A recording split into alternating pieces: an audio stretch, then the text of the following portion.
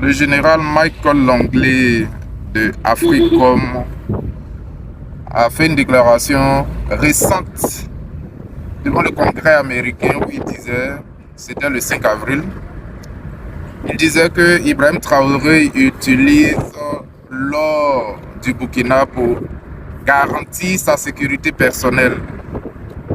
En d'autres termes, Ibrahim Traoré utilise l'or du Burkina à des fins personnelles, pour payer les Russes, pour que les Russes garantissent sa sécurité. Déjà, c'est pas mal de garantir la sécurité d'un président. Il n'est pas fou pour se laisser tuer par ses ennemis, donc c'est déjà bon de garantir sa sécurité. Maintenant, quel est l'enjeu qui est derrière cette déclaration? En fait, il y a un complot qui est en préparation et ils doivent justifier ce complot par des moyens détournés, trouver des arguments pour venir attaquer le Burkina et tuer le capitaine Ibrahim Traoré. C'est ce qui est en jeu et le pot de rose a été découvert. Les gens ont compris ce qui est derrière. N'oubliez pas que la même chose s'est passée en 1990 avec Saddam Hussein et c'est la même chose qui veut se reproduire avec le Burkina. Seulement que cette fois-ci, il veut justifier un moyen d'intervenir au Burkina. Mais les enjeux sont ailleurs.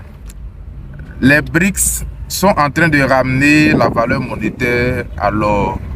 Et l'or deviendra la principale réserve monétaire mondiale. C'est l'or qui va garantir toutes les monnaies du monde. Nous sommes en train de revenir à l'ancien système. Donc, celui qui possède l'or possède le monde. Et le Burkina fait partie des 10 producteurs d'or dans le monde. Donc, il faut mettre un gouvernement vassal qui pourra donner tout l'or du Burkina aux Américains ou aux Français. Raison pour laquelle le général Michael Langley a fait cette déclaration. Donc, derrière sa déclaration, il faut voir la main noire de la France.